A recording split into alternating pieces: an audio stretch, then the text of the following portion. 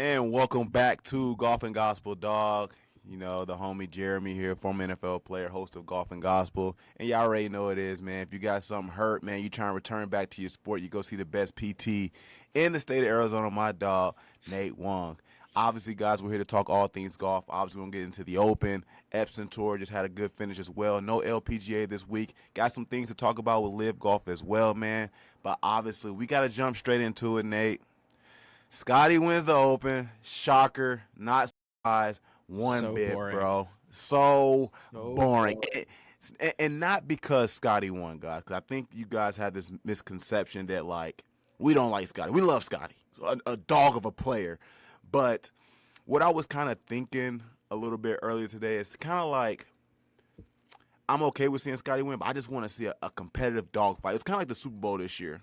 You look at the Eagles Yeah. and the Chiefs this year. Just killed the Chiefs, yeah. It was a boring Super Bowl. It had entertainment value. We saw some big plays, some amazing shots like we saw in golf. Yep. But overall, Yeah. as a spectator, as a golf head, it was boring, man. But Yeah. I would love to just start off, man. Just again, what did you think about Scottie Scheffler's performance at the Open, bro? Well, first off, we completed the PGA Live sweep for the We majors. 100%, So, 100%.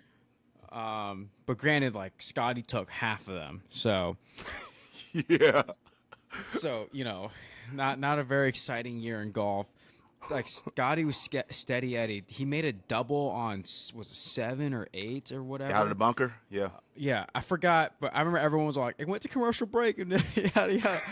Um, so we thought something was gonna happen there because he was within like I don't know 4 of the next guy, Oh, yeah, and one that's close. that's like the only time there was a little bit of conflict. But Yeah. I mean, he was just roping it like, Yeah. and he was attacking pins too. That one on 16, the 230 par five, dude. What an amazing tee shot he hit right there. Great It shot. was, Great dude. shot. That was unbelievable. Dude, I may, and maybe it is just because of his like approach to the game, because like we all know about that notorious press conference where he's Yeah, like, which it's which we'll just get golf into is later, just guys. yeah, golf is just whatever, and maybe that's why the weight of the moment doesn't really sink into him because he's Mm, like, I care more about my family at home. He cares more about his faith, and I mm-hmm. think these things when he realizes the importance of those things and how it outweighs golf, the nerves probably don't hit him as much, and it's really hard to do. Like I'm sure, like a lot of people value like a lot of guys on tour value their family and For stuff like sure, for that. sure. But it's way easier said than done to not let the moment affect you in the way that Scotty can just kind of just play freely in very very contentious and nerve wracking moments. Yeah. Hey, bro, it's funny. There were two funny memes I saw in regards to Scotty. One, it was like, what does Rory McIlroy have to shoot in regards to like win? And someone was like, you gotta shoot Scotty. So that was the first funny one I saw, which was hilarious. And then the second meme I saw is when Scotty got the double out the bunker. They was like, Scotty probably did that just to feel some type of adversity in his life. He was just playing perfect, bro. Dude, my But favorite one was the emo Scotty one. oh yeah, I feel nothing. Nothing Yeah, fulfills me. I see that too, man. that was But again, hilarious. but again, yo, shout out to Scottie Scheffler, man. Like I say, incredible performance, man. Your typical boring golf. The Yeah, thing that's so impressive about his game, bro, is just how he just limits his mistakes. To have only one double, and I I know. think I think throughout the whole tournament, maybe only a total of 3 bogeys, which two of them came on hole 11. He played almost a flawless round of golf, man. And for me, bro, that's why I never pick Sky to win. Because again, like it's boring, bro. It's nothing fun to talk about when picking Scotty. Now, granted, guys, I'm not like you stands out there that I like when we talk about idolatry, which is an issue in itself, that idolize him, that salivate over him. I just reverence his game, and I know he's a dog of a golfer. He's world number one. Yeah, That no is question. no question. I would never like try to just become some type of just go viral just to say something about Scotty. But like Yeah, for the way I love the game in its totality as a golf fan, I don't always want to pick Scotty because for me it doesn't require any thinking. and it's not fun. So anytime me and Nate do these like predictions and stuff like that, I never pick Sky because in reality, I know the outcome already. There is a 87% chance that Sky's going to win. So that's why Yeah. I personally never pick Scotty. But again, I know that Sky's a dog. I know he's an incredible golfer, man. Again, war number one, already qualified for the Ryder Cup, 2 majors this year. I think a total of 4 wins, with one being the signature event, as well as win the Byron Nelson. Like, I know that, bro. But I just don't like picking Sky because it requires no thinking, and it's not fun at all, man. Yeah. So But dude, for you, yeah, go ahead. I actually picked against him to win, and I totally ate my words. Between him and Rory, though, between him and Rory, that's what you did. Not Yeah, like in his well, that's overall in the field. Yeah, yeah, I guess, but it was just like historically, I feel like he doesn't finish the year strong unless it's the Tour it's true. Championship, you It's know. true. So, Yeah, and he also, based off his performance at the U.S. Open, I'm also like, part of me is like, what happened there? You know, like, how yeah, did he play so well this weekend? And then, I mean, I know Oakmont's it's his own beast, you know. So, and yes, I'm not yes. walking the course, so like, I am Right. genuinely curious, like, what happened there between, you know, Portrush versus Oakmont, because he had an amazing performance, and they even like the or not the Golf Channel, but Peacock, they were saying that like his drives weren't particularly accurate. Like, a lot of the analysts Especially were in like the his first day. First day yeah, was terrible. but all Only hit weekend three it wasn't fairways. particular. Yeah. Oh yeah, that's right. That's right. Yeah. Mm, But he shot like 3 under on the first day, yeah. but he wasn't particularly accurate all weekend, and same thing at Oakmont. So it's like, I don't know. Maybe it's just because the rough is thicker, but even then, like at Royal Port Rush, there was like really thick fescue. Yes. So Yeah. Yeah. I What don't know. they kept talking about is like after day one, he just knew where to miss, bro. He wasn't finding himself in trouble. Oh, I And see. that was the Yeah, thing off the tee. But know then your again, misses. Yeah, yeah, but then again, to his credit, when he did find himself in trouble, every time, like in my head, I'm like, this has to be a bogey. He found a way to save par. I'm just like, this is yeah. That's ridiculous, bro. And I'm to the point like, what are we watching? This is really crazy. Which leads me kind of to my next question, man. Obviously, there's a lot of hype going into what Scotty's been doing, rightfully so. Scotty stands, mhm. so y'all don't start tripping. Is the Tiger hype real, or do we still need to slow down on that right now? The Scotty versus Tiger hype, dude. Or I is he saw ascending to catch Tiger and Jack and stuff? I saw a stat. So I think it's different, like over the totality of his career versus like the 2 year run that he's had. Yeah. I think the 2 year run that Scotty's having is actually very comparable to Tiger. Hmm. Someone like showed the stats. It was like Tiger played in 79 events. Scotty played in like 81 or 82 events, Hmm. and then they listed out the wins, and it was like I think Scotty had the same amount of majors over the Yeah. this 2 year time period as Tiger, but Scotty's won more players events or the players championships, which is, you know, we all call the fifth major. Right. Oh, oh, dude. Side note. So I was watching live from the Open, Yeah. a little bit after church, and Brandel Chambly or whatever his last name is, who was saying how they're talking about Rory versus Scotty, just like we talked about earlier Hmm. a few episodes ago, and he's like Rory versus Scotty, and then they were saying how like Rory has won the same amount of events, but before today. Hmm. But Rory won the players, which is kind of a major, and Brandon kept saying Almost. like it's Yeah. kind of a major. So he's all like, Yeah. so Rory's won 2 majors this year, and then Yeah. a signature event, and Scotty has won just one major, another event, and then a signature. But Again, before now this event, obviously, guys. yeah, Yeah. but now obviously Scotty is going to be player of the year. Yeah. Um, Yeah. I wanted that discussion too. I but wanted Rory to win just for it to be some rift yeah, I in the know golf space, man. But like who's it's player of the not. year, but. Yeah. But dude, I still think that the Scotty versus Tiger comparison is quite legitimate at this point. You know, Yeah. he has 2 majors this year. He had Hmm. one last year. Hmm. Um, One and year dude, before. he's yeah, one the year before, and he's one away from a career Grand Slam. Yes. Let's which transitions to that. Obviously, career Grand Slam for the audience who may not know is when you win all 4 majors, right? And Scotty is one away from that. I think he needs a U.S. Open to finally complete that. Hmm. Um, how quick do you think Scotty will accomplish the Grand Slam, bro? Dude, that's such a good question. I just don't know. I don't know because I feel like if Scotty hunts, like Hmm.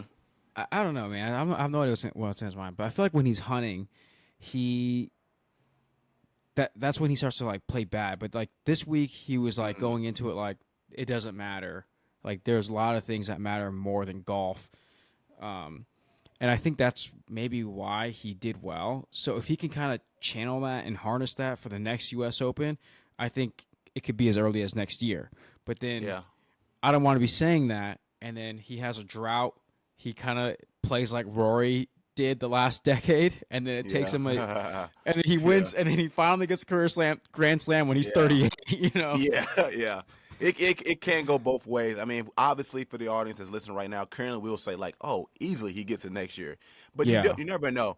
You can have a guy like JJ Spawn come out of nowhere. Maybe Bryson Hmm. starts to figure out some things like he did, from day 2 to day 4 that kind of challenges Scotty. But the way it's looking right now, like he can easily get this thing next year. Or who's to say maybe next year Spieth gets back to form, man, and maybe he Yeah. gets his PGA championship. We don't know, man. But the way it's currently looking right now, man, it's Scotty can, Yeah. easily get that thing next year. I hate saying easily because I'm not trying to diminish the talent in the field, but the way he wins by four The way strokes, he's by playing, five yeah. strokes in majors, just like that's easily. It's not like, now, again, golf's not an easy sport, but the way Scotty is walking out his dominance in the game, it's appearing to look easy. Yeah. Well, like, dude, this is Scotty is literally in a league of his own right now. The way he's playing, Yeah. it's kind of like Randy Moss versus all the receivers. It's like, yeah, you might have a Julio in the league, but it's like Hmm. Randy Moss is he's just way more gifted than any other Yeah. receiver. Even if you had Julio, you would still Yeah. take Moss or Megatron over these guys. And I feel like that's like what Scotty's like. Like he's leaps and bounds over the next guy, and if he plays bad, he gets seventh. You know, and Yeah. dude, it's just like whenever we feel like Scotty disappears, more or less, it's like, oh, you look at the leaderboard, and he's 11th at the worst. You know, Yeah. so Yeah. he's Yeah. like a like how can you really say like a bad day is 11th, and it's just ridiculous how great a golf he's playing, and that's why I really think like that the Tiger and Scotty comparison is completely legit because when Tiger Hmm. came onto the scene, especially in the early 2000s, like past the 90s, he was Yeah. like, all right, this is the best player in the world right now, and there's no question about it. And Scotty is easily like no question about it, best player in the world. Give him the Player of the Year already. Yeah. Like even if Rory has a crazy surge in the playoffs, Yeah. like I don't even think I still don't think it's enough anymore. Yeah. I still don't I think it's don't. enough. The two majors is just way too heavy of a Yeah, it is. Unless you count the yeah. players.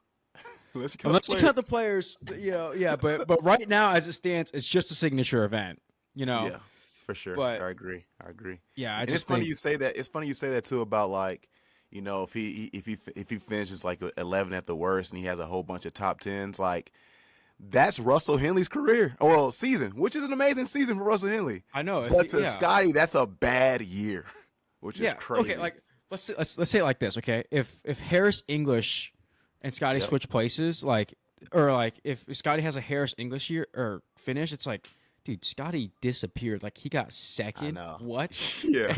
But like Yeah. yeah, it's crazy the expectations that we have, and then like the disappointment when they don't meet it. But it's like, dude, that still exceeds expectations for literally everybody else. You know?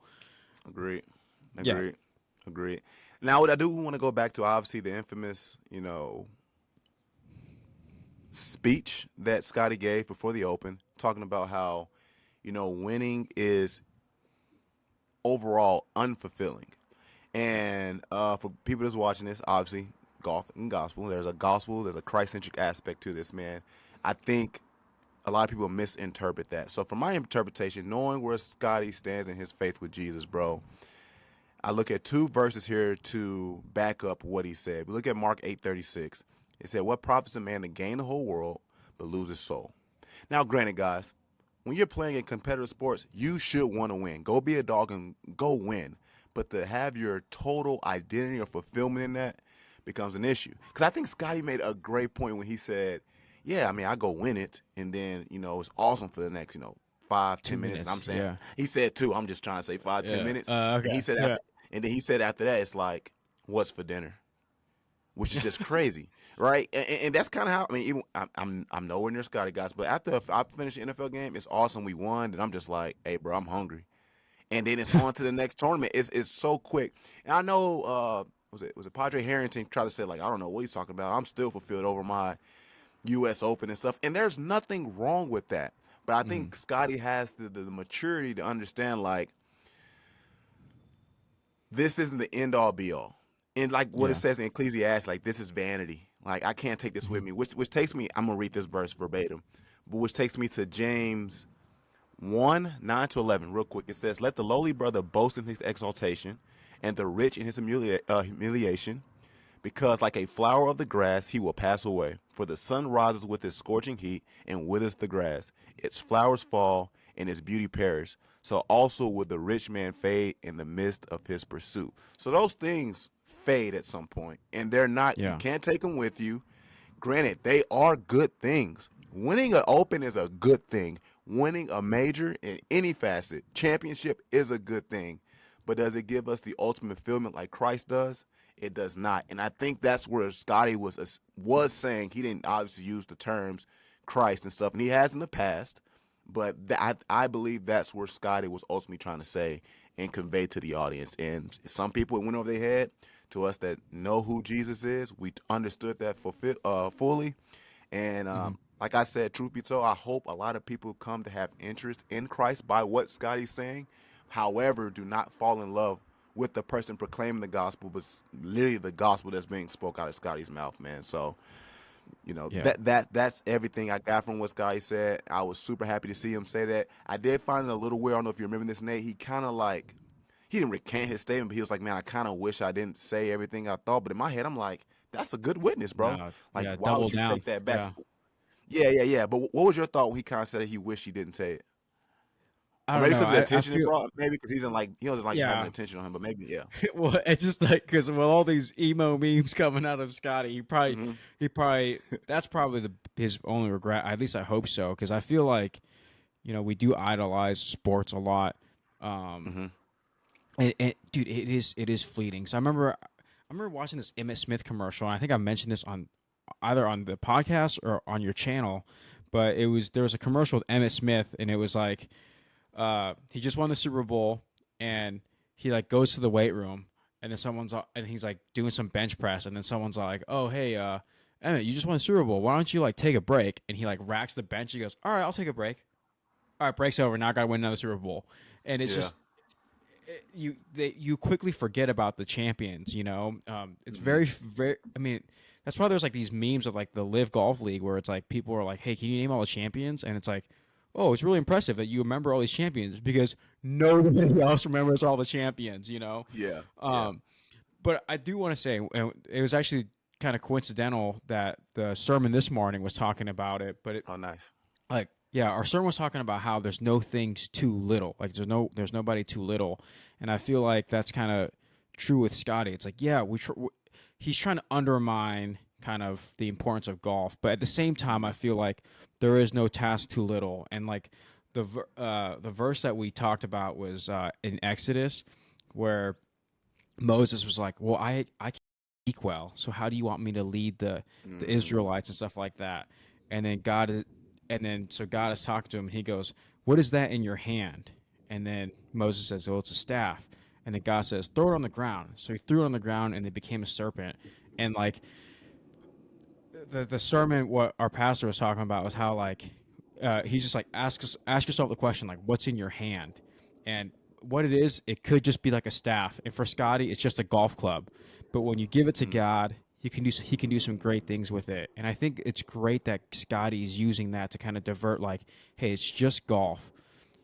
But at the same time, there's no things too little to kind of grow the kingdom, to give God Amen. the glory. And so at the same time, it's true what we're talking about. Hey, we're just a blade of grass that the sun is going to scorch the next day. But at the Yeah. same time, there's no thing too little to grow God's kingdom. So I think it was a very good uh, timing of the sermon in regards to like what Scottie was saying, but also like, hey, there's no thing too little. What God gave you what God put in your hand, like what's in your hand, He can use to do a lot of great things that can have lasting impact in the lives of the people around you. Amen, bro. That's amazing, man. Again, guys, please rate us on Spotify, like, subscribe on YouTube, man. Continue to support Golf and Gospel Podcast. And that's it for our Scotty stuff, guys. So don't expect us to be like all the other outlets and talk about him for an hour straight. We gave Scotty 20 minutes, and that is it, man. But I do want to give a shout out to Haotong Li. Man, played amazing golf all week, man. I think that was they were talking about in 2021 how he almost thought about giving up golf, and now he gets on the stage and plays some of the best golf we've ever seen. You know, specifically from a Chinese player, and I say that because it says there's over obviously 1.4 billion people in China, but there's never been a Chinese guy to win a major. So for him to contend and represent his country like that is amazing, man. What were some things that, you know, stood out in his game to you specifically, Nate, if you were able to kind of watch some of the things he did? Because I know something I saw that I was kind of like, I get it, that's what he's doing, but it's like it's not helping his case fully right now to beat Scottie. Interestingly, so Wednesday night when I was about to go to bed, I had the major on. Dude, I watched Haotong Li tee off, and then I saw like Darren Clark tee off, and I was like, these guys aren't gonna make the cut. Freaking wake up, and Haotong Li was like -2 after day one, and then he's in the final pairing on Sunday. You know, so very impressive. I think what you were saying about how Scottie doesn't make a mistake, I think Haotong Li was just in his own right, because I think he only had like 2 bogeys up until up until Sunday. I don't know. I actually don't know how he did on Sunday, but I know he finished -11. I think T4 finished T4. Yeah. But I feel like he just didn't make a lot of mistakes. Based off what I saw, he just kind of played for the center of the green and smart. Yeah, like just played more or less smart golf. And a lot of times in the majors, it's just like, dude, limit the mistakes and then like make your birdies last, which is what he did because he only had 2 bogeys up for after 3 days, you know? Yeah. That's a great point, what'd you man. see? Yeah, man. So he's ranked 111th in the official world golf rankings, man. The only issue I had, and which is not like a big issue, is like there were times where he had to hit a draw, but he's such a big fade hitter. And and I remember the announcer saying like, "Oh, there's another fade." And it was like, "What? We can't expect a draw. That's what he's been playing all day." Which play your shot shape, but it's like, man, this hole requires a draw, and he hasn't been hitting that all day. And I think that played to a bit. And again, guys, the other disadvantage is obviously he's playing against Scottie, but I think him always hitting a fade or a cut was at his disadvantage because now he's going away from a left-sided pin and vice versa. So it's just like, dang, if he can just hit a draw, would definitely suit him well. And then also, I'm not there. We don't know how the wind's playing, if he's trying to cut the wind and stuff like that. But if you look at majority of his shots, look at the shot tracer, always hitting like some type of fade, some type of cut.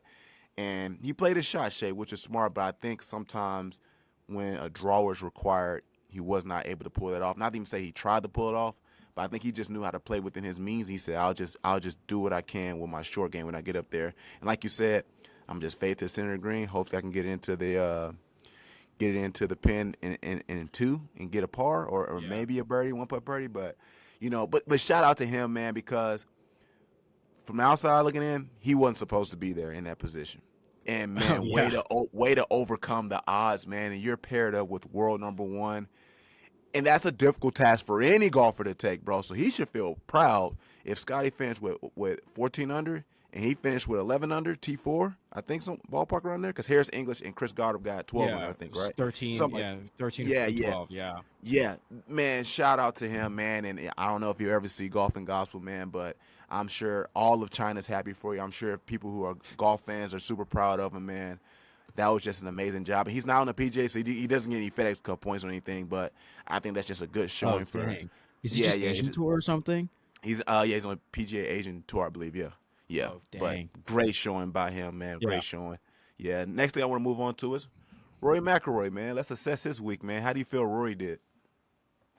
Dude, I remember the interview. He said he was all like, I feel like I walked away with everything this weekend that I wanted except for the Clariot jug. So he's definitely encouraged. And Yeah. I don't mean to bring up Scotty again, but it's like I feel like his soul searching is kind of over. And the good thing about like something like someone like Scotty is that like he doesn't do soul searching because he has a little bit more fulfillment in Christ Mm-hmm. in his family life and that kind of Yeah. stuff. Mm-hmm. Whereas Rory, I don't know if he's a believer, and Yeah. you know, I don't.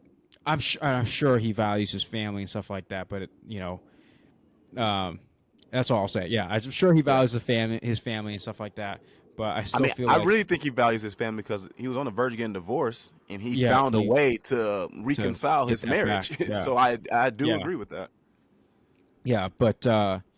Um, but yeah, I just don't feel like we're ever gonna get a soul searching expedition with Scotty. So, uh, but I hope it's over. I hope Rory kind of makes a fight in the playoffs. Because I don't know if they're gonna play any, and I don't know if Rory or Scotty are gonna play in the next few 3 years? events. You know? Heck no. For what? Yeah, They yeah. both have already qualified for their Ryder Cups. They need to do and no one challenging them for World Yeah, One and well, Two. they're qualified for Ryder Cup, and they're secured for all the playoff events for FedEx Cup. Yeah, So, yeah, like, what's the point? You know? yeah, yeah. Um, yeah, and is the tour going to be like, hey, you have to play in this many events? They can do what they want, you know? Do what they want, man. Yeah, Yeah. yeah. Uh, so yeah, I hope there's a good playoff surge. I hope it makes these events a lot more interesting. Yes, Uh, please, please. yeah, Yes, yeah. but Hey, I would say my answer, bro, is I think it was good to see Rory like he was having fun, like like with the crowd, like putting his fists up, being excited. oh It's his yeah, hometown, so he yeah, looked yeah, like yeah. looked like he was having fun playing golf again because it was a little weary for him, from the Zurich all the way to the U.S. Open, where it was like some question. Well, was RBC Canadian after or before U.S. Open? Oh no, it was before, I think. But like all the way to U.S. Open, Roy was just kind of in a weird place. Like you said, he was trying to find new hobbies. Kind of say he don't really care if he makes the Yeah. cut. And I don't know what gave him this like resurgence, man. But like seeing him play at the Genesis Scottish Open, where Chris Garb did a good job facing him, but he was having fun again, as well as playing in the Mhm. Open back in his home country, which he has the course record there at Royal Yeah, yeah. Portrush. Yeah, yeah, but it I think just a flood of like maybe memories and the support of his country just made him have fun again. And I kind of hope this carries on, like you said, for the rest of the season, just so golf can be interesting, especially if you are a pure golf fan, excluding being a Scotty stan. I think you would want to see something like this. Because think about it, Nate. If me and you were going to watch a football game, would it be more interesting to see the Chiefs play the Panthers or the Ravens play the Bills? Yeah, like Ravens Bills. Like I want to That's see a this way more Lamar Josh entertaining game. Allen. Yeah, Yes, yeah. yes. That's all I Exactly. ask from golf. And I get it, guys. Scotty is playing above that where it's like it's always a blowout. I get it. But as a golf fan, I want to be entertained and see like a Yeah. close battle. And let me see Scotty go on a 2 minute drive and still win, and I'll be totally fine with that. Yeah, that's fine. Like as long as it's interesting. I will say this though. If it's like my team, like the Cardinals or For the sure. Yeah. Huskers, I Yeah. want them to just stomp everybody out, you know? That's So why I I say guess excluding Scotty stands. That's why I said it, because then yeah, that's what yeah, they want. exactly. Yeah. That's what you Yeah. gotta make that clear. So for me, if Victor Hovland just stomped everybody, I'd be like, yeah, Yeah. let's go. This Yeah. is great golf to watch. Let's go. You know? I agree. I agree. That is true. And if you're a huge fan of Scotty, then you're loving what's going on right now. And Yeah, and again, exactly. I have to keep saying this because people love to attack me. That's not to say that it's bad what Scotty's doing. Like it's Yeah, super impressive, bro. Super impressive. But yeah. it's like man, it was a stat they said today too. They said Scotty has had a lead for 54 holes 10 times and has won all 10 times. That is Dude, boring. that's actually wild. That's actually a wild stat though to like kind of hang on to it. Oh, for sure. Yeah, and I will say Who? this though. Yeah. I will say this. It's still admirable to watch him play because he still hits Yes. great shots, and you're just kind Yes. of like, "Whoa, he freaking did that!" And he like gets like a par save, and you're like, "Oh wow, that was Hmm. pretty freaking good." Like considering all the circumstances, but it would be way cooler if there was a back and forth. Like I don't know, like last year's U.S. Open was fun because Yeah, even though Rory and Xander. Bryson weren't paired together, it was Rory and Bryson, or even Xander and Bryson, like when Yeah, they were going back and forth, like that was way more PGA fun to Championship. watch. Yeah, yeah, but with Scottie just dominating, I mean, you just all you can really do is just admire the shots instead of like Yeah, kind actual of have competition. a like there's like an attachment with like a player you would have when they're like climbing or like if they are winning and then they get let down, they're like like like Yeah, that yeah, that's what makes sports more fun and relatable. But he's just kind of yeah. in his. It's not even relatable for the PGA Tour players to watch him play because he's in a league of his own. Right, I agree. It kind of goes back like the when Shane Lowry won. He won 16 under, and next was Tommy Fleetwood with 9 under.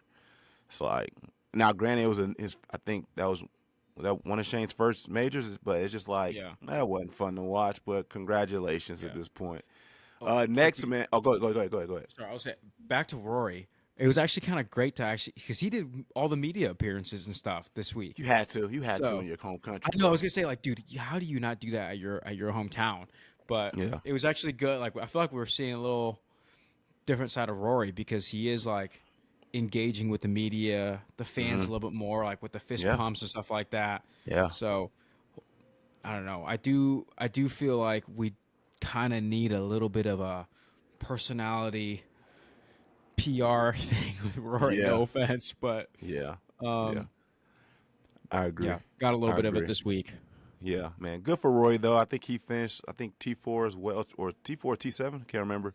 Correct me in the comments, guys. I'm okay with you correcting me. But I want to move on to here some major surprise cuts here. Who missed the cut for the Open? Joaquin Neiman, That Jason was my Day. major surprise. Yeah. Yeah, Joaquin Neiman, Jason Day, Patrick Cantlay, Patrick Reed, Sahith Theegala, Brooks Koepka, Colin Morikawa, Adam Scott, Ben Griffin. Who's the most surprising on this list? Uh, let's see. I don't know. So I know Ben Griffin's won a few times. He was hot. Morikawa, yeah, he had a hot streak for a second, kind of like our boy Chris Cotter up right now. Oh yeah, yeah. But I still think, dude, Joaquin Neiman, like he won 4 times on Live, and Yeah, didn't he get like eighth? Here, I wrote it down. He yeah. got eighth at the PGA and tied 29th at the Masters. So like hmm two really solid finishes at 2 other majors. Granted, he missed the cut at the U.S. Open, but And now here. yeah, and dude, Joaquin before he went to, and I'm not saying this like going to For Live sure. Yeah, made him yeah, suck, yeah, but yeah. before he went to Live, was one of those players that was so good, like a Cam Smith. You're like, dang, you're leaving, kind of in the peak of your career. So, I'm still kind of living in the glory days of Joaquin Neiman dominating, and I don't know. I would like to see him. I would like to see him ball out again. Yeah. It's a good point, man. I'm going to say Patrick Reed, and I'm probably going to speak about this again later, but the Oh, reason why he was the most surprised because he had a lot of momentum to make a case for the Ryder Cup. And this was essentially like his last interview before mhm. being played in the same field with PGA guys for Keegan to say, I'm going to select Patrick Reed. Can it still happen? Maybe, but I think his chances are very low, man. And this Yeah, was not a good showing for Patrick Reed at all. And I think this will probably quiet down the noise for the Ryder Cup, man. But I think at the time, if the Ryder Cup would have started 2 weeks ago, I think yeah, Patrick Reed had a really good case for why. But I think this really decreases his chances of being picked, man. So Patrick Reed was mine. Not really surprised by Sahith Theegala. He's been having a neck injury all year. He keeps trying to come back. Nothing really happened for yeah. him. Joaquin Neiman, like I said, I haven't given up on him as a golfer, but this year it's like I'm not picking In the you, bro. PGA Hopefully, Tour, yeah, yeah. I'm not tour picking you, events, bro. yeah, Yeah, Brooks Koepka's falling off hard. Colin Morikawa just too much going on with the caddy stuff and not really being secure in one. And Ben Griffin is a bit of surprise. He missed back to yeah. back. Was he back to back cuts? I think he missed. Yeah, he missed. Did No, he he didn't play. really? He didn't play at the Genesis, but he missed the cut at John Deere Classic. He missed that one. Didn't play in the Oh, Genesis, and then missed this cut. So, but in overall, I just say Patrick Reed because what opportunity he had, yeah. to probably get into the Ryder Cup. Dude, so does this mean you're done campaigning for Patrick Reed on the Ryder Cup team, or are you Well, still? I think you still make some arguments, but I think now people have a Yeah. great counter argument to give back to me now because now you have two major cuts with the PGA Championship and the Open, and then like Yeah. I said, a live win like is good because golf is hard in general, but it doesn't do much for PGA For the Ryder qualifications Cup and stuff. captains. Yeah, it does. It doesn't, man. So But let me ask you this: if you were okay. Keegan Bradley right now, would you pick Patrick Reed based off the standings? I don't even know what the standings are. Hmm. I think at this point, because I don't think I picked this guy last time, I think I would pick Maverick McNeely over him. Now, I think Maverick McNeely finished with a T23 this week, and then Really? he finished. I think he finished like something solid too the previous week at the Genesis Open. So, and Maverick McNeely is like a bubble guy for the U.S. Sorry, for the Ryder Cup. So I think now I'll replace Maverick McNeely with Patrick Reed at this point. Yeah. Would you add anyone to your list based off kind of what happened this week? Would I add anybody to my list?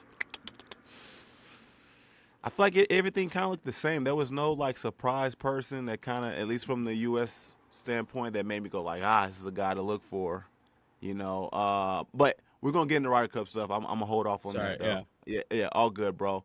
I want to talk about some guys that have been trending up lately, and ever since we called him out, Xander Schauffele, bro. 69 consecutive cuts Yep. made. Game is trending in the right direction, heading to the playoffs. Do you think Xander, which is gotta say this lightly now because again, Scottie, can dominate the FedEx Cup playoffs and win the whole thing? I would not put my money on Xander. So that is a great question. I would It's not. good to see him competing again, though. It is good to see him kind of make some noise. I feel like was it Friday I mean, the days are kind of mixed up because it's like some of this was Oh, because we're in Thursday the night West, for we're me. in Yeah, Arizona. yeah. Yeah, yeah. But one of the days I thought he was like in the lead, wasn't he? Um, If it was, it had to be like a quick second, like maybe like a yeah, it was a T1 or quick something like second. that. Yeah, Yeah, yeah. I think it But was a never quick. like, oh, he's contending to defend his title. Like, I don't think that was No, ever it a was thing. never like the day is over and it's round two is over and he's leading. Yeah, especially if Scotty had to lead with 54 holes. Yeah, well, it was Matt Fitzpatrick after two Yes. days, I think. Yeah. But Played some good golf. I did feel like Xander had a very solid weekend, and I think Hmm. he should be encouraged. But And I this don't know if he this can wasn't pull like it an off. accidental one either. I think these This back isn't to one back. accident. I Yeah, think back to back he's been playing really well. And I don't think he's going to win the playoff either. But like I said, I'm just hoping there's someone that can push Sky to scare Sky a little bit. But when yeah. Sky I don't doesn't think it's care gonna be about him. nothing, when Sky doesn't care about anything, bro, it's like That's what dangerous, scares him. Scotty. Yeah, Yeah. and I saw another tweet. The homie Chris Elliott sent it to me.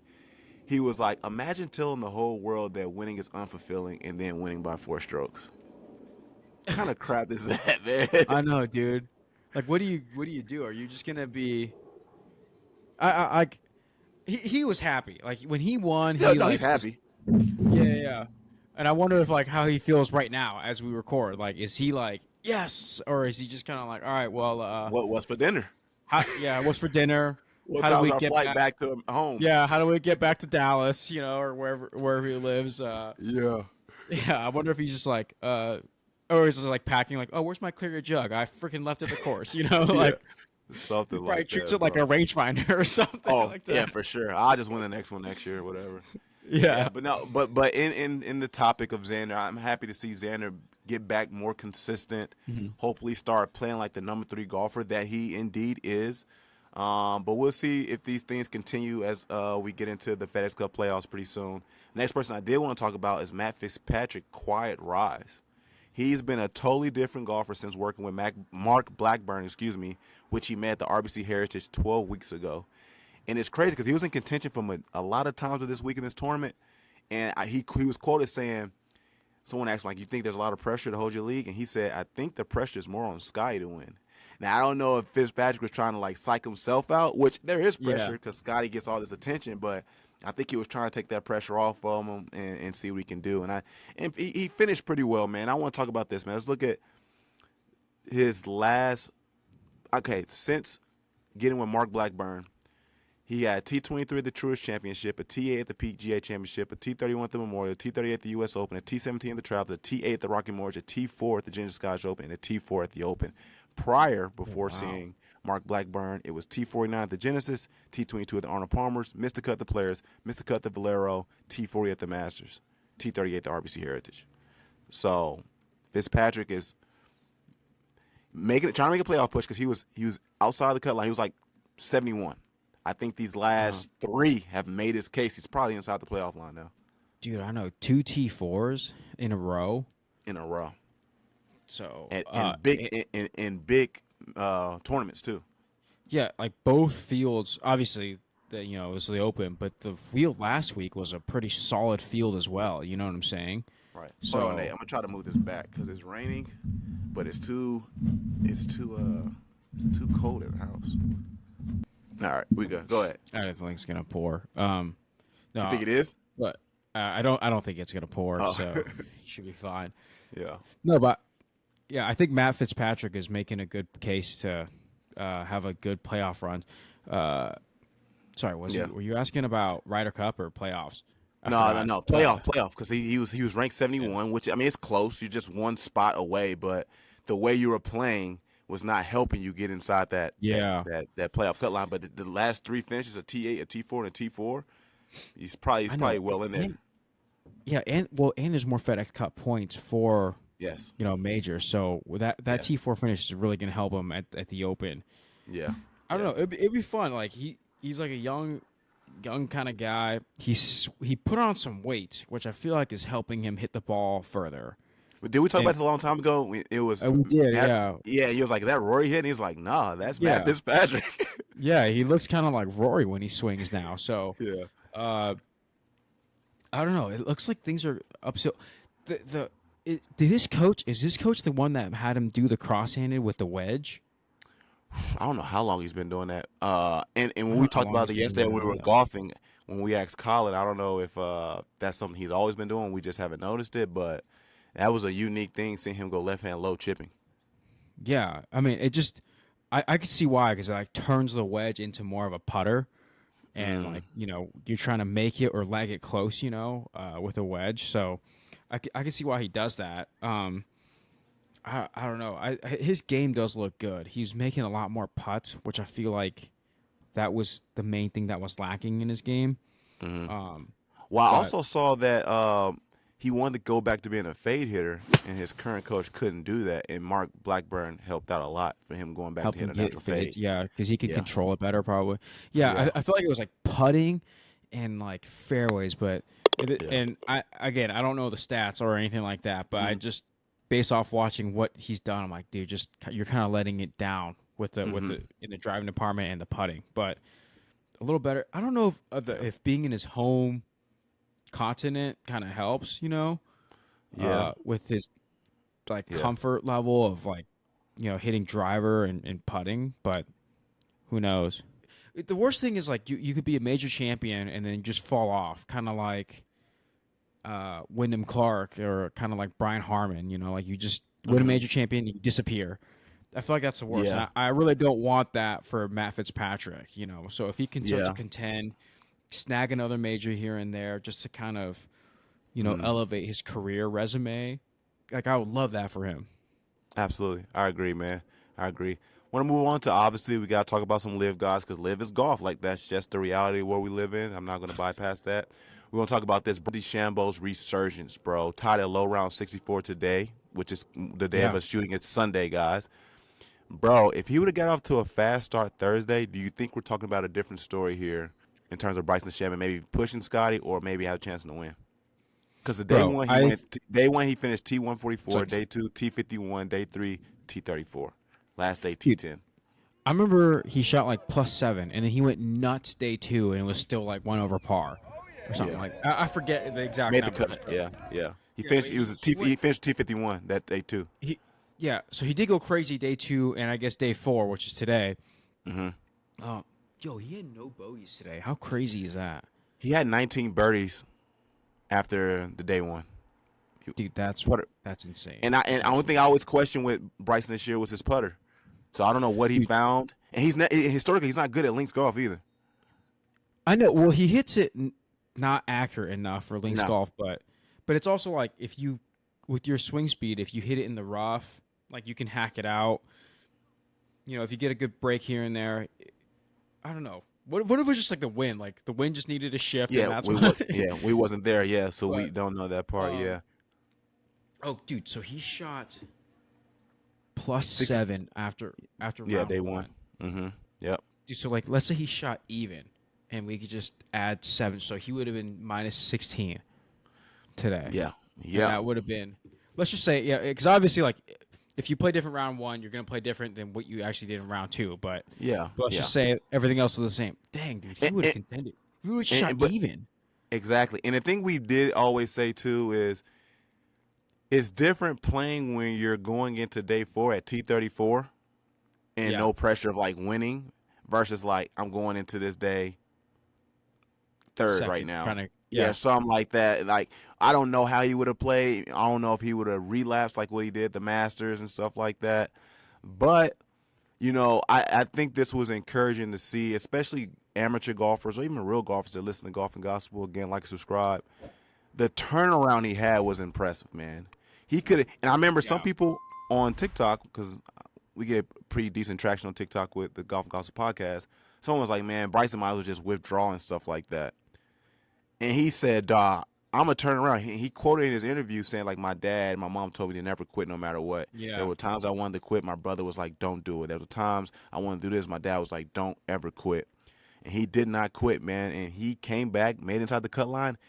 And, bro, led Live Golf with a T10. I mean, my guy Tyrell hadn't then finished the way he wanted, kind of played too much even golf Yeah, but at he the Open was and stuff, Tyrell Hatton was balling, but for the most and part. the other thing is like we talked about with the Caleb, the young golfer in our Shout out golf to the Bible homie Caleb. study. Yeah, Yeah, Caleb, he's a good player. yeah, But it's just like when you go out there with no expectations and you play freely, like you're a different animal. And I don't think that would have happened to Bryson if he didn't shoot a crazy high number on day one. Like, because yeah, he goes out day one, shoots a crappy number, and he's just like, who cares? I'm just gonna show up and play golf today. And when he just yeah, does that, like, he just plays out of his mind, you know. yeah, yeah. Um, Which says a but lot when you're playing free, because Scotty naturally just plays free. yeah, he With the just obviously with the knack to still want yeah, to win, but like there's no pressure really put on him. And if everyone yeah, can try to find a way to develop that mindset, which the mental aspect of golf or mental aspect of life in general is super tough, but if people can find that, man, probably play a lot better than what yeah. you're already doing. So, Well, I will yeah, say go ahead. this: there are people who I think do better when they're like hunting and trying to like go for the kill, and there are guys who just do better if they play freely. Like I think Rory, if he is hunting and aggressive, he will be a better golfer than if he just like Hmm. I'm just gonna hit the ball. Yeah, Um, because dude, like in the Masters when he shoots a crappy score, he was like, well, now it's time to go for blood, and he shoots 66 the next day. yeah, Yeah, so like I think there's and then when he has a lead, he's like, well, now I'm gonna like play a different game. So mm, I do think some people are better when they're going for the kill, but that most people, I think, if they just get out of their own way mentally, that's mm, the best thing they can do, and that's just yeah. the world Scotty lives in. Excuse me, but I think that takes a lot of practice to get to that mental Yeah, aspect where you're able to just play, especially on the big level like the PGA Tour and stuff like Mhm. that, man. Next thing I want to talk about is the lefty, man, Phil Mickelson, man. yeah, heck 103 yeah, major cuts made, only second to Jack Nicklaus, man. Obviously, Phil has 3 Masters, 2 PGA Championships, 1 Open. Unfortunately, does not have a U.S. Open. Still hunting for a hopeful career Grand Slam. 8th all-time in PGA Tour wins in over 700 weeks in the top of the official world golf rankings. Majority of the time he was number 2. Unfortunately, he played in Tiger's areas. He couldn't really get number yeah. 1 golfer. But what do you think Phil ranks all time in golf? Top 5, top 10, top 25? What do you think? That's tough. Like Very. number one's obviously Tiger. I almost said Scotty. Hey, hey, Number hey, hey, one's oh, oh, yeah, oh. yeah. Let's not go there. I think right now, without question, the number one player in the history of golf is Tiger, and number Mhm. two is Jack. Mm-hmm. And then after that, I mean, Phil has had a remarkable career, but I would say you have to put the guys with career Grand Slams ahead of him. I think is Ben Hogan have one. I know, yeah. Um, So Jack, Gary, Gary Player, yeah. Rory, yeah, I mean, Rory. What's that's tough, right? That's tough because he does have a career Grand Slam. Yeah, but at the very least, we could say at one point Rory was the best golfer in the world, yeah. and we could have never. You could never say that about Phil. Because he was playing with Tiger, man. That's so tough. I know, but I know, right? Yeah. If we just take out Tiger, but Yeah, but and Rory unfortunately, might be, but I mean, Rory was still playing when Phil was still close to his peak, yeah, yeah, So I feel like that's why it's like, well, young Rory, because like Rory wasn't peaked when he was that young, mm, and he was going against like prime Phil essentially, and he would still just yeah, ball and freaking shoot yeah. 61 at Royal Port Rush, Mm. Um, But to Phil's credit too, man, he has beaten Tiger quite a bit too as well. We just know oh, for Tiger, sure, Tiger. yeah, Yeah, yeah. yeah, It's just, yeah. I will say this: Phil's given Tiger a run for his money more than Rory has given Scottie. 100%, So, to all the 100%. Scotty stands, sorry. So Yeah, so maybe that's why Tiger's the GOAT over Scotty. If we're gonna go down the Tiger versus Scotty discussion, it's mm. like, well, hey, Tiger held off Phil better than. Oh wait, sorry. Where am I going? I know Where you're am I trying to going say with this? about. You gotta clarify. Yeah, Yeah. I don't. Yeah, I guess Scotty held off Phil. Scotty held off Rory better than that. That doesn't help. Then that's going against what I'm trying to say. Yeah. I don't know. I know some people make the argument that Tiger. I guess I'm not trying to dismiss Phil's because it's about Phil right now. But when it goes to this Tiger Sky, people say Tiger had to fight off more stars than Scotty did. Because really, all Sky's fighting off is Rory, and it's not even close. But then someone, if you're a Sky stan or realist, however you may want to look at it, you may say that, well, Sky's just that good that he doesn't have to fight off anybody. Yeah, Yeah, so but it's like Tiger was that good. Like he had to fight off Ernie. He had to fight off yeah, VJ. He had to Phil, fight off Phil, VJ, mm-hmm, Furyk. Like he had to fight yeah, off. Like Couples was kind of tailing off at the end. yeah, Like those guys are legends of the game. yeah, Um, yeah, yeah. I don't But know. when I sat and thought about it, and I looked at, I think Phil is a top 10 player all time. Yeah, like he I get a might top crack 10. the top 10 because I get a top I 10. don't think 10 guys have won career Grand Slams, right? It's only been like 8, Six, I think six. 6. Yeah, So like yeah. Phil is probably 7 then, like all He, time. yeah, and if anyone were to ask Phil, and I'm sure there's interviews out there, he totally regrets the mistakes he made on 18th U.S. Open.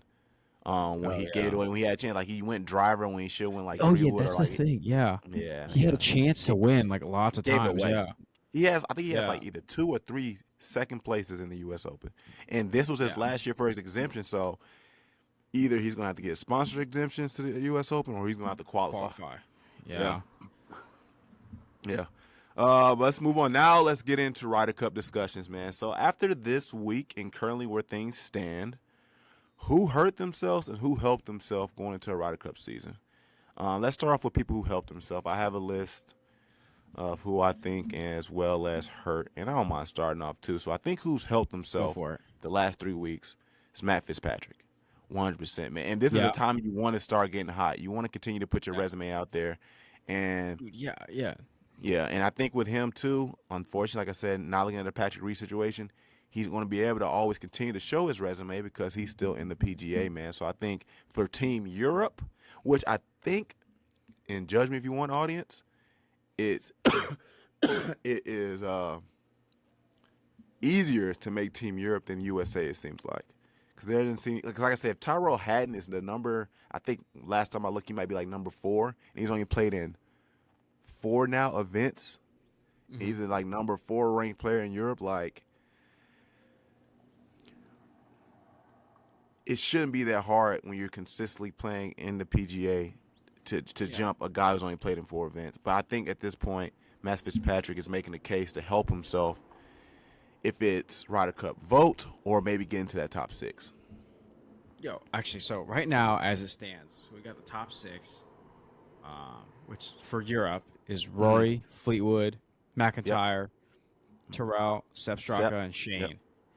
Okay. So the next 6, like, who would you pick? Because like the next 6 on the rankings is Hogard, Rose, Aberg, Hovland, Rasmus Dietrich, or and Matt Nicola? Wallace. Rasmus, yeah. Raymond. Yeah. Okay. And then who was after Uh, that? Justin Rose, Ludwig, Victor Hovland, Dietrich, and Matt Wallace. Like, would you pick those 6, or would you try to get someone else? I would make. I mean, however it looks, this doesn't make sense in terms of Ryder Cup and the qualifications to get on Ryder Cup as a captain pick. But if there was a way to make Matt Wallace and Dietrich fight for their spot, I would. Granted, Thomas Dietrich I think has a Phoenix Open win this year. Yeah, he's the guy that won the Phoenix Open this year. Dude, Yeah, I wouldn't pick Thomas Dietrich. Like, I wouldn't pick. I honestly don't know if I would pick Justin Rose either. he's Justin Roll is like he was good, went on a slump, and now steady climbing. So it's all about where you're ascending currently. Yeah. And I think Well, Justin Rose is starting to head back up. well, so you gotta keep in mind, like John Rahm is still That's there, right. and Yeah. Matt Fitzpatrick is outside the top 12 right now as it stands because the rankings haven't changed after this week. As we're currently So recording on Sunday, guys. yeah. So I would feel like it's like, dude, there's 2 guys you can take out of the top 12 right now. Dietrich and Wallace. I don't know if it would be Dietrich and Walls. I think I would take out. I would hate to say it, but I would take out Rose. Ooh. Yeah, I mean, you can make an argument. You can make an argument. Because obviously one of those spots has to be John Rahm. So it's really only you're still back to a situation where it's like, okay, you remove Rose, you put in Rahm, and then now say Matt Wallace, Thomas Dietrich. What you doing with that? Did I freeze? Sorry, you cut out a little bit. My mom called me, but my Oh, phone you're was on good. stir, but sorry, what were you saying? Yeah. I was saying how well, if you remove Justin Rose, I think obviously the next pick would be Rahm to put Rahm in there, but then you're still trying to make a decision Yeah. on Thomas Dietrich and Matt Wallace. And then do you remove them to bring in Matt Fitzpatrick if he continues to play the way he's playing, or do you just keep that 12 to what it is? Dude, I like Matt Fitzpatrick is too hot right now to not put him in. You know, because it's like what the NFL says. It's like it's not what about your resume. It's about what can you do for me right now. You know, and it's like And Matt yeah, Fitzpatrick's playing Dietrich good won. right now. Yeah, Dietrich won in the beginning of the year. Back Did in Matt February. Wallace win this? Yeah, and Matt Fitzpatrick can tick off some of the US's 10, 11, 12 guys easily. You know. Yeah. And he has a So history of playing on the Ryder Cup team too. yeah, and he played in the Ryder Cup last time. So it's like. Yeah. Like for sure, you're gonna throw in Matt Fitzpatrick over one of those guys. I just don't know who you would take. Would you just take I those guys, or would you like take another guy that's like ranked a little bit lower, that's in Live or something? I don't think there's another European guy on Live In that I the would take. yeah, Honestly, yeah. Only one would be Rom. yeah, Because everyone else but is like they're they're not European qualified, like a Neiman or a Carlos Ortiz or something like that. yeah, And because they're like Tara has automatically right now. He's in the top 6. yeah. I think he's gonna probably stay in the top 6 till He should. the end of the season. You know. Yeah. I don't know. Ludwig made a strong case, and Fitzpatrick made a strong case, though. But, Okay. sorry, but to your question, I think Morikawa really Hurt hurt himself. himself Big time. I uh, agree. big time. I think Harris English makes a case now because he's 10th. He's 10th right now as it stands to go to Yeah. play in the Ryder Cup. The other thing too is I think Keegan Bradley also made a case for He himself did. to play Yes. in the Ryder Cup Yes. this Yes. weekend. Yep. Yeah. 100%. Um, Yeah. so, and the other thing is Chris Gotterup is an American. And they were teasing that idea, like, does he make a case for the Ryder Cup? Dude, I I think kind of it's what are you gonna say? I do. He got first and third this last week. Yeah.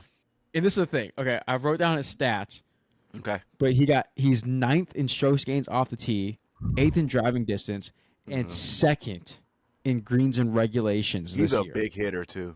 He's a big I hitter. know. Yeah, he can hit the ball. He's getting it on two and par fives Dude, consistently. I know. Like, yeah, easily. Like, it looks like it's just like a Is par that four or for him. is that or he's pin high? Yeah, yeah, like yeah, he gets the ball near the green, Yeah. but and you gotta keep in mind, like a lot of this, a lot of this, these stats, like ninth, since he's ranked ninth, it's like, well, the first half of the season kind of makes his stats worse. You know what I'm saying? It's So cute. like, Yeah. imagine if we just took his stats for the last 2 weeks, like it would be way higher. Yeah. Um, Yeah. Yeah. you know, I agree. I agree. We'll see. I think that's a bit of a long shot to get Chris Gardner up there. I mean, if he continues to just get super hot, kind of like a Jimmy Butler in the playoff. You know how Jimmy Butler's like a solid regular season guy, but then Jimmy Butler in basketball, I don't know if you watch basketball a lot, but in basketball, Jimmy Butler goes crazy in the playoffs. And it's like, man, this guy is all NBA right now. The way he's like displaying it when it comes to the end of the season. So, I mean, we'll see how Chris Gardner continues to play. I kind of had him on this list kind of lightly though. But these last 2 weeks have been super impressive. I think another person who people might say is a hot take that I think is hurting themselves is Patrick Cantlay, bro. I think Cantlay is really, really hurting himself. He missed the cut for the U.S. Open. He missed the cut for this week here at the Open. And I had this other stat too. 1 second. The Rocket Classic. I think it was this tournament. Was this a tournament I said he is the Scottie? He was like, that's a hot take. is it him? Were you talking about him? No, I said Cantlay. I don't know if it's the Rocket Classic, but regardless, Rocket Classic, he didn't play that well. T32. Travelers Championship was a solid finish at T12. And the Memorial was a solid T12. But, like, it seems like as of lately, he hasn't really been contending too well. Oh, man. So, look at this. So, he missed the PGA Championship, the U.S. Open, and the Open. I think Cantlay is hurting himself.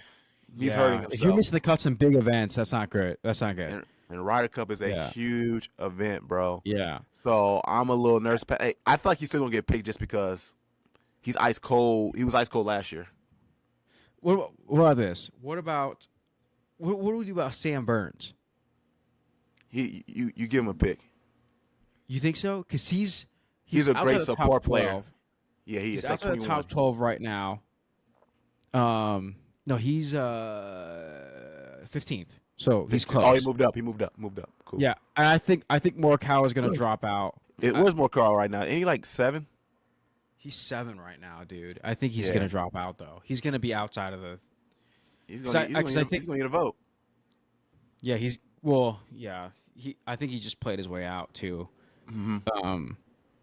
But Colin might want to go play in the 3M Open. Yeah, I know. But so Brian Harmon's number 12 right now. I'm like, maybe you would flip him with Sam Burns. Granted, Brian Harmon had a better weekend, I think, this weekend. Brian Harmon Sam loves Burns played links golf. solid. Brian Harmon loves links golf. Oh yeah, it's Bethpage Black. Bethpage Black. Well, no, I'm saying that's why he played well this week because he loved links golf. Yeah. Yeah, Bethpage edging. Because remember we looked this up and we was like, and you was like, yeah, Bethpage back is totally a links course. You guys are just idiots. But like we were just joking. We said this like 3 weeks ago or something like that. But I don't think Bethpage is links at all. Yeah, I don't think it's links. So like, like you could kind of make a case that Sam Burns likes links golf, but he also played well at the PGA. He played pretty good. And the U.S. Open. Just unfortunately the water hazard, not the water hazard, but the rain, the casual water. Yeah. Yes. Mess with him, but yeah, I think you gotta pick him. Yeah, but I think Patrick Cantlay is hurting himself. But I still think Keegan will pick him. But like in reality, if you're looking at if there was a stock right now, the stock is dropping. Yeah, what was it? Not bullish. What's the opposite? Where's Aaron at? Bear. I don't remember. Is it bearish or maybe something like that? If you ever seen the stocks, man, y'all let me know the right term. But anyways, I think Patrick Cantlay is not helping himself at all. His stock has dropped completely. I mean, he only made 1 cut out of 3 majors this year, which is not good. Which transitions me into this. and we talked about this already, and it's probably already out there, but there's only been one player to miss all 4 major cuts from Live. Who can that be, Yep. Nate? Freaking Cam Smith, Cam Smith, bro. This is the Ryan terrible. Leaf of the PGA. You That's heard it what it's here looking first. like. That's what it's looking like, bro. And this is the thing too. Again, I think we've commented on this multiple times about how just because you go to Live does not make you worse at golf. Because we talked about, like, unfortunately, he's my Yeah. favorite golfer. Max Homa kind of having a down season. Sahith Theegala having a down season.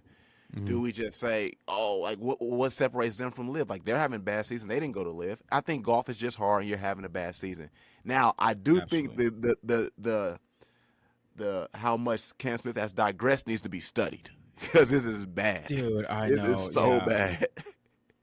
Yeah. Well, it's like, dude, it reminds me of, like, do you remember the guy named Kevin Cobb? He was a Cardinals quarterback. Like, Yeah, I remember got a Kevin Cobb. big, got a big contract, and it's like, just dies off. And it's like Yeah, sometimes like these guys get their in the NFL get their money. second contract, and they just tank. And Yeah, yeah. I don't know. I don't know if that's the case. I hope it's not with Cam Smith. I hope he's just Um, having a bad 2 years. yeah, but the crazy thing is, like, he doesn't do terrible in live events. Like, he just does bad in the majors. Yeah, I mean, it's debatable about live events. I mean, Well, I thought he the got like one, third in one event. yeah, In yeah, Dallas, but right? like, I don't know if it's third, but like, when it comes to live events and the stars are over there, bro, you should be getting third. You should be. You know what I'm saying? I Mhm. mean, but no, no. Like I said, Cam Smith digression needs to be studied, bro. It's very disappointing to see what he's been doing, man. But Dude, he's yeah, ranked 16th in live right now. that's not good. Out of 51 players, that's not good. Really? I thought that was, let's see, results 25th, 30th, 9th, 5th. Got 5th in Mexico City. Let's go. Okay, one top 5 so far. Got got 7th. He's got one top 5 this year. That's horrible, Cam. That's Yeah, horrible. but I mean, for a guy that freaking won, didn't he win 2 majors that year before he went to live? I don't know if it was I know that year, but he for sure won the Open. he won the Open. I know for sure. And I remember, Yeah. like, Rory was chasing, and I think Rory ended up getting third.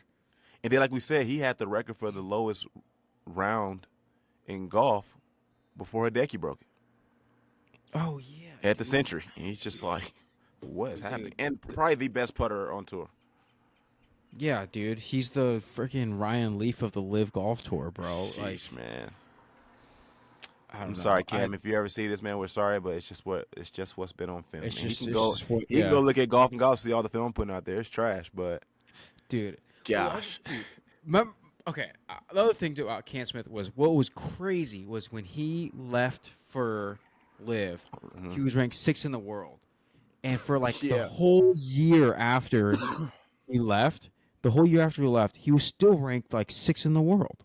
yeah, Like, he was just that, like, dominant and, like, solidified his spot in the world, in the world of pro golf for so well. And then it's just like, now it's like, dude, I don't even know if he's a ranked player, you know? I agree. I agree. But now we're not gonna stay on the Cam Smith train thus far. I do want to move over to some YouTube golf stuff, man, which people is probably old news now, but it was a hot topic, man.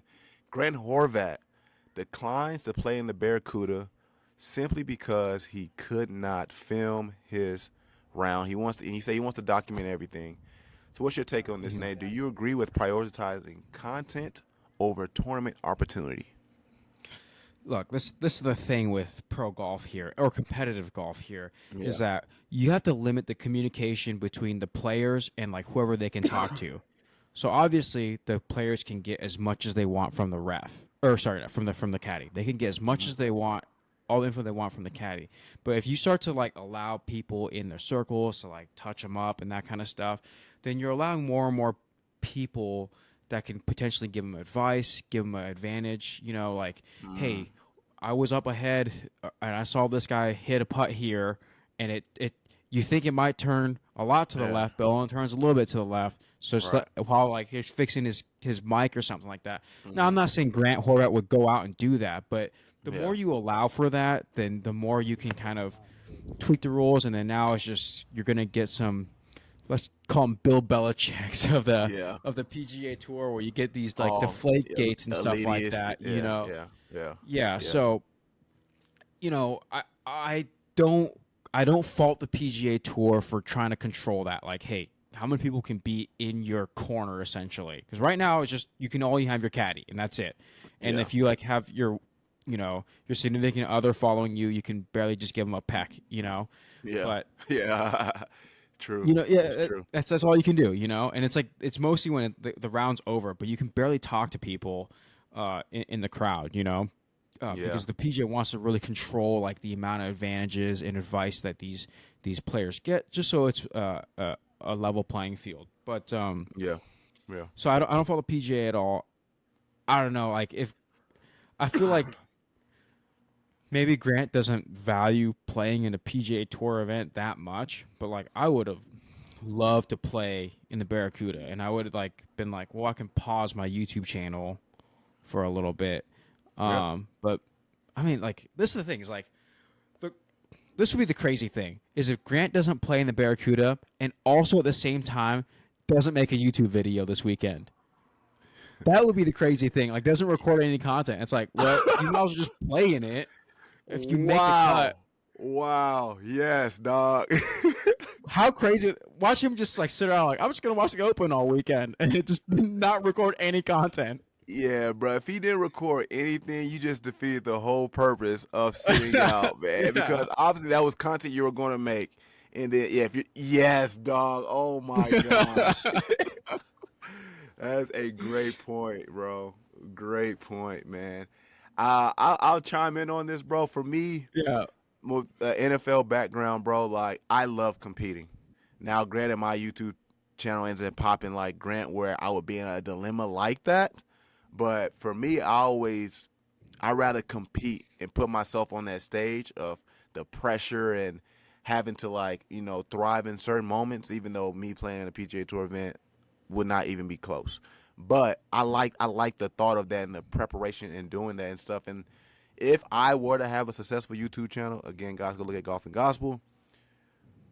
I'll put my joint on hold, bro. Like, okay, I could just do this next week currently. And at least in Grant's situation, I mean, I know it isn't about the money because he's not losing any money, but it's just like, I think you said a good point. He just doesn't cherish competing on the big stage, man. That's a huge opportunity to get a sponsor exemption to a PGA Tour event when Yeah. there's Corn Ferry guys and Q School guys struggling to work to make it up there. If they would have had your opportunity, they would have took it, bro. They would have took it. Yeah. And I'm not trying to like shame Grant at all. This is just my opinion.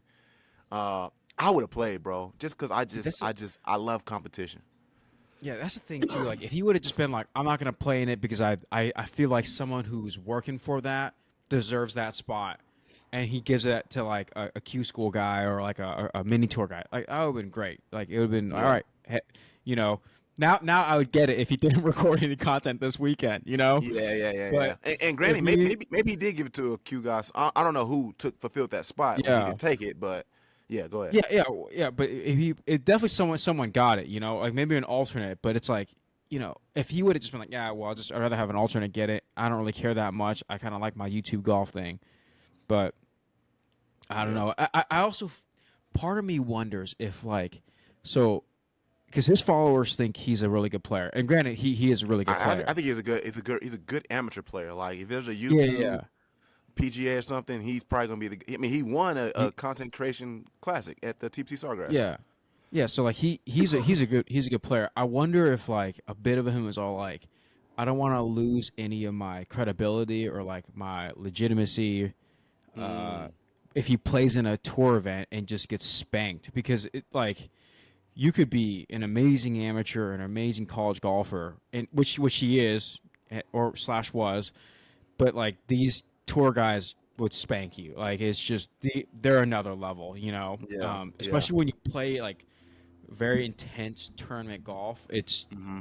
they're just another level. But Yeah. um, I wonder if that was crossing his mind at all. I was like, I just don't want to lose any legitimacy, and Yeah. you know, Yeah, so I screw mean, it. shoot, we only him and the Lord knows, man. But it does Yeah, sucks because I think we would never see him in that opportunity because we've learned that he will never take it if he can't document his round, which Yeah, dude, it's crazy.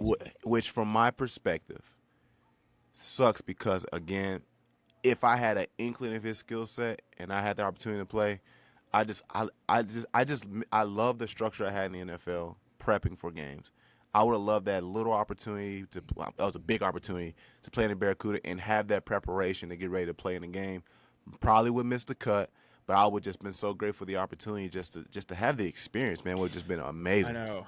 Well, dude, like Yeah, this is the thing is, I just because I remember like when Steph Curry played in was it the Corn Ferry event? He shot like 78, 79, and everyone's all like, he sucks, and I'm like, dude, that is a very good score. Like yeah. that is a like for someone that doesn't do it for a living, Plays that basketball. is yeah. He plays basketball, and like he probably has never played in tournament golf in his life, and that's crazy. Like I played college golf. I played at Division 1 level, and it's like, dude, I don't even know if I would have shot 78, 79. Like if that pressure got to me and like I hit one bad shot, it'll just spiral down. And it's just Mm, I don't think people know how hard it is to control your thought process. Which, again, granted, that's why it's so impressive what Scottie's doing, but yeah, it's so hard to yeah, control your thought process when you're not used to doing it. And that's why tournament golf is just a different animal than like when you go play with your boys.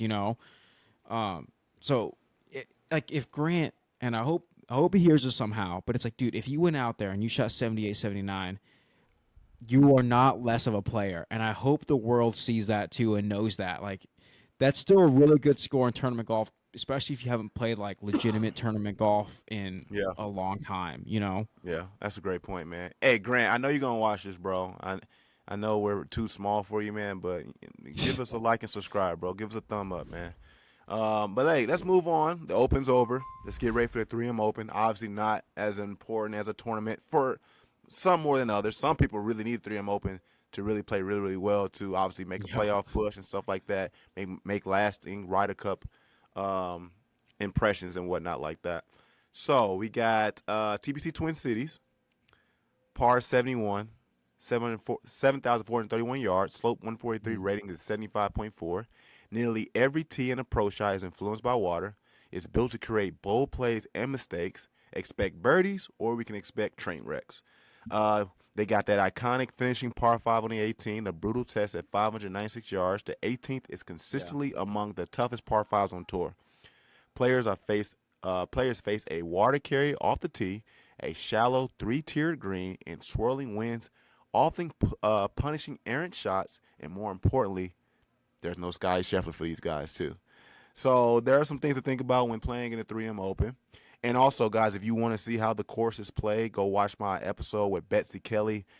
Shot that maybe like a year and a half, 2 years ago, early golf and gospel days, but a very, very pure course. I love playing TPC Twin Cities. But this week, because it's not that of an important event, we're going to give 3 predictions for our winners and only one dark horse. Nate, I'll let you take it first.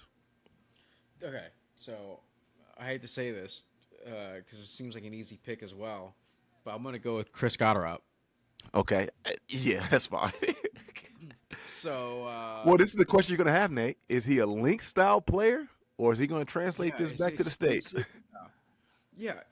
I guess. Wait, hang on. Let me double check. Yeah, I was like, I'm gonna double check. He was in the field. Yeah. Okay. He is. He Yeah, is. he's in the field. Yeah. Well, I think this is the reason why he's going to do well because he hits the ball far, and the He does. course He looks like does. it plays far. Looks like it plays long. So, um, so there's that. B, he's got to make a run for the Ryder Cup.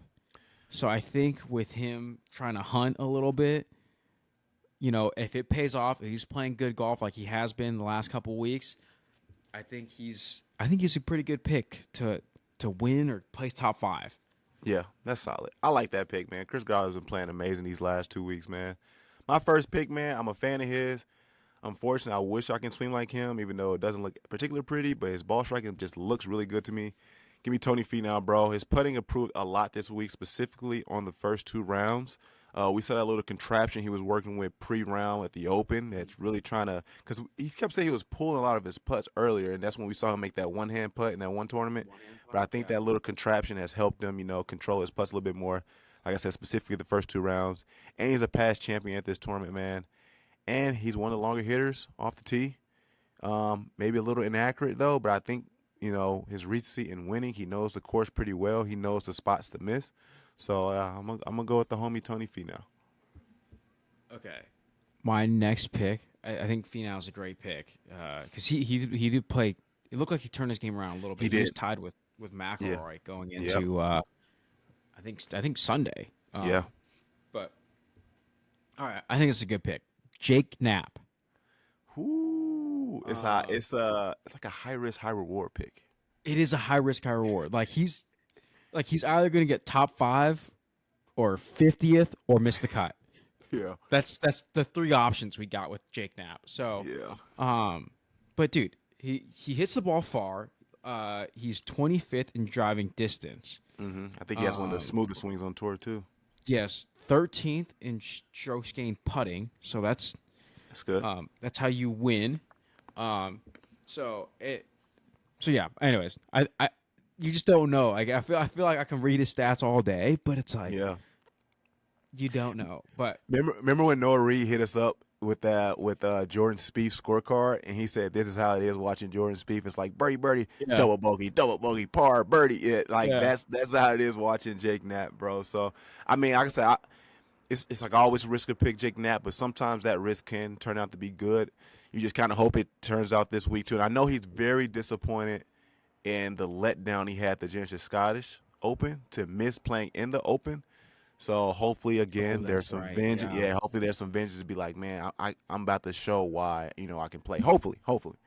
My next one, surprisingly, Wyndham Clark. Now he's not Dude, in how's it gonna the go? not in top 5 form as we classified him last year, but excluding the Rocket Classic and the incident at Oakmont, unfortunately, which he's banned from there. But I'm hoping that he can meet with them and clean that up to get back to Yeah. good graces with Oakmont and stuff like that. Look at the Travelers. He finished with a T17. Genesis, he finished with a T11. And the Open, he finished with a T4. So he's trending the right way.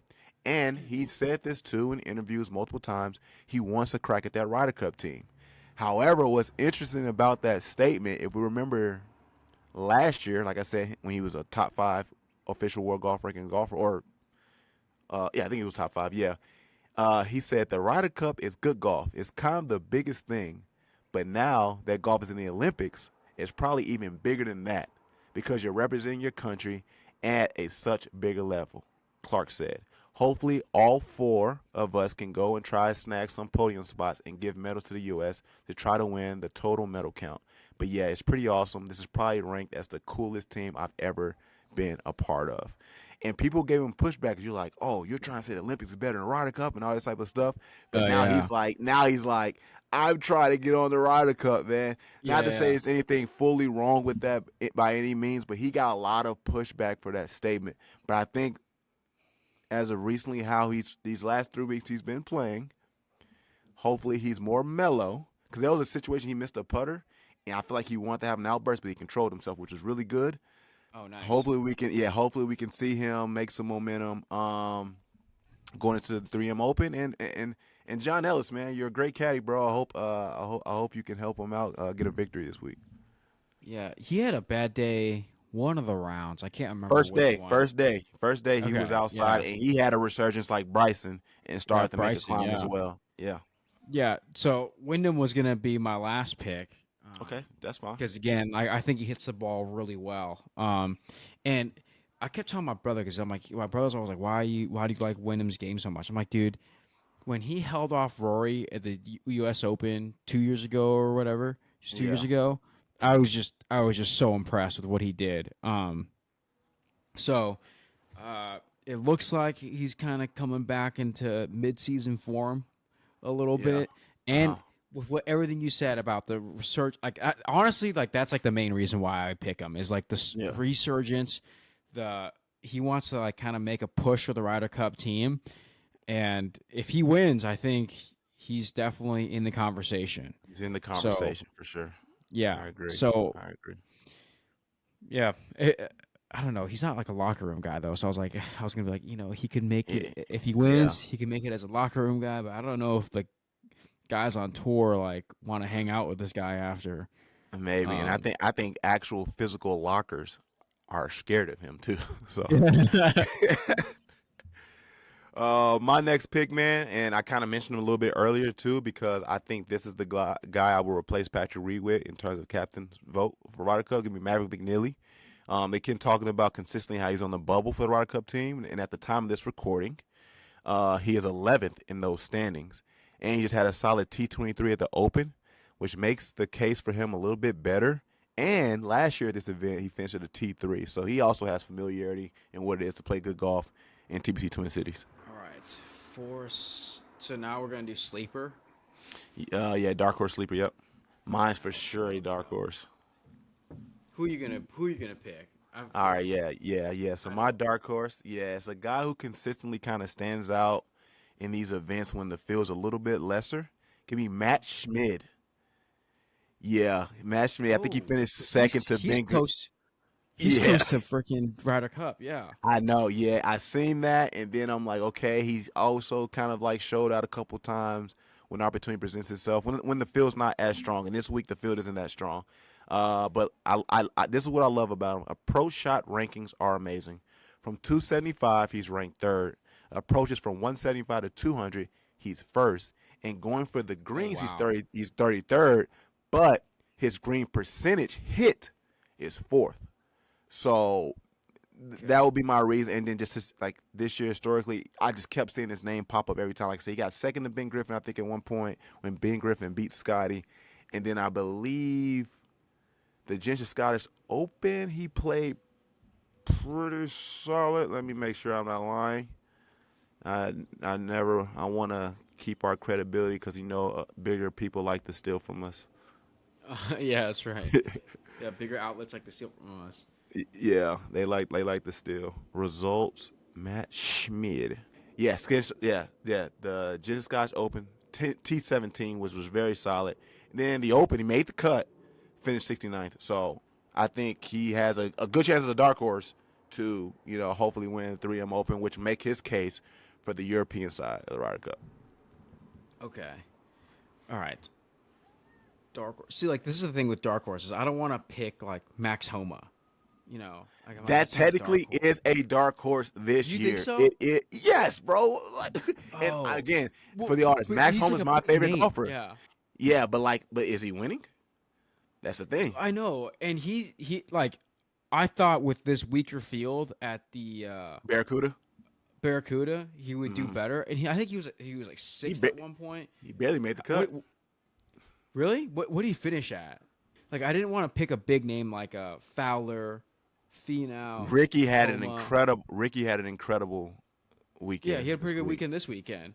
Yeah. So I'm like trying to like go through like maybe like an Akshay or something like that. But even So Akshay, I feel like would barely be a dark horse. yeah, Max Homa. He finished T53, bro. Dang it, Max. Yeah, bro. We just got, and I say again, Max Homa is my favorite golfer, bro. So this hurts me more than anybody else. But we just gotta chalk it up to like that's it. The only known, and I say this with all due respect, the only known guy that finished in the top five was Bo Hostler. Oh, Oh and yeah, Eric yeah, Van Ruin. Eric Van Ruin. yeah. You know what? I'm gonna go with Bo Hostler. I'm gonna look at Okay. his. Okay. So what? This guy at church today was asking me like, who do you think was like? Did you play in any tournaments with any of these guys that were like pros now? And I'm like, yeah, of course I played in a few. Yeah. Like very rarely did I paired with some of these guys, but like I played in the Yeah. same tournament as some of these guys. And Hmm. Bo Haas was one of them. And I remember he played at the Heather Farr, and he was just like a sophomore in high school, maybe a junior. Hmm. But this is Yeah. after he played in the U.S. Open, and he Oh just wow. wiped the field. And low key, so this is Jordan Spieth had like just gone and won everything that year on the PGA. So we're like Of course. Bo Hostler. Everybody thought Bo Hostler was the next Jordan Spieth. People thought Brad Dahlke from Good was going to be the next Jordan Spieth, which is crazy. Like honestly, I think Brad should still be playing pro golf. I don't know if he is or not, but He plays in like some like grass league stuff and I whatnot. know. He's doing what he's doing with good, and he keeps on denying me coming on Golf and Gospel. That's why, and I'm Really? saying it right here. I don't know if Good will ever watch this, but when he was at Oklahoma, bro, I hit him up and he was down, and then he took off a Really? good. That he won't give me the time of day, Dude, but okay. I know he's a dog of a golfer though. I can't remember. It was some AJGA event. So I don't know if Brad Dahlke's going to listen to this, but I remember he won it. I think it was somewhere in Texas. And he was also a sophomore. And I think he had just played in a PGA event or something like that. And Mm-hmm. we're like, I think Brad Dahlke and Bo Haas are about the same year. We're like, those two Wow, guys, one of those two guys is going to be the next Jordan Spieth. Like, I remember wow, playing with just some other dude that was like going to barely go D2 or something like that. And we're like, yeah, this Brad Dahlke kid that's just wiping the floor with all of us, he's going to be the wow. next Jordan Spieth. And then, like, I'll go to another tournament somewhere else, and it's like Bo Hosser's just wiping the floor with everybody. We're like, Sheesh. that guy's going to be the next, one of those guys is going to be the next Jordan Spieth. And, You you know what's know, well, let me pause you right there. You know what's so crazy about this statement? How like they're gonna be the next Jordan Spieth? Because I think Jordan Spieth went on a tear, guy. He was incredible. yeah. But to hear what Bryson said about Scottie and playing Scottie in college, and it was like Scottie wasn't even that good, and Dude, now it's it's like, true.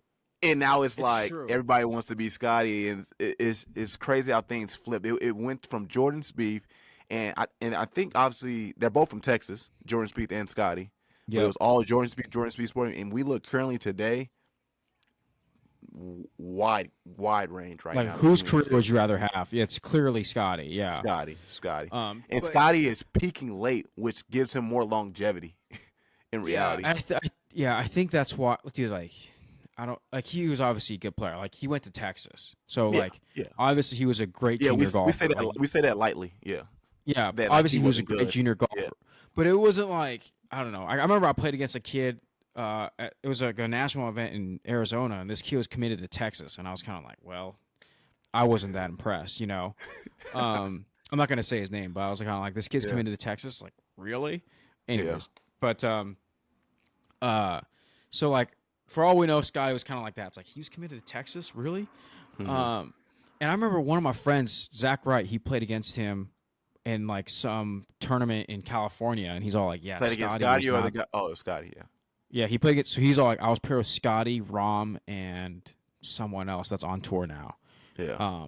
Which quite a pairing. And he ended up, my buddy ended up winning, but that was like the only time he got him. But Mm. but it was just like, he's all like, yeah, I didn't think Scotty was gonna be that good. Like, I played against him a dozen times in college. So my buddy played at LSU and they won national championships. And the kid was the number fifth recruit in the country, Wow. in the class of 2012. But Mm. and played a few years in Corn Ferry and he's the guy that made it through Q school 4 years in a row, which is Oh wild. wow. Yeah. Yeah. So but yeah, like, he didn't think Scotty was going to be that good, you know, Yeah. and it is crazy. Like, there's guys that come out like Spieth. They're like, all right, from high school we knew this guy was going to be on tour. Ricky Fowler was another guy. We were like, we know he's going to be on tour one day. Victor Hovland was another guy. We're like, Oklahoma he's State. going to Yeah. be on the he was going to be on the PGA Tour one day. Cantley was another guy. We're Mm. like, he's going to be on tour one day. But we really thought Dahlke and Hostler were going to dominate on tour. But again, it's just so the pro golf circuit's so saturated and Yeah. so impressive. Anyways, all to say, I'm picking Bo Hostler. Let's go, Bo. Yeah. I love it. I love it, man. So again, guys, if you're a golf head, again, like, subscribe, rate us on Spotify, and well, let us know who you think can win the 3M Open, man. I know it's not as an exciting tournament as the Open or Tour Championship that's coming up, man. But again, we just love talking golf here over at Golf and Gospel. And lastly, to conclude, real quick, man, we do respect women's golf over here. No LPGA event this week. However, the Epson Tour had an event this week in New York, man.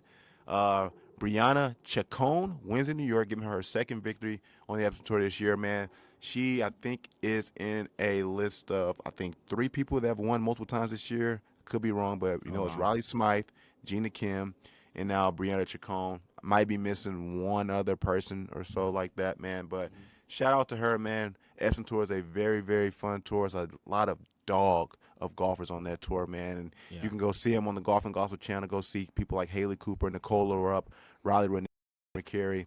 So many dog golfers on Epson Tour, man. So, in all, man, appreciate you guys watching this episode of Golf and Gospel. I hope you guys aren't mad that we didn't talk about Scotty for the whole hour and 36, man. But again, like, subscribe, rate us on Spotify. And we'll see you next week after the 3M Open and for the last LPGA major, the AIG Women's Open. Peace. Peace.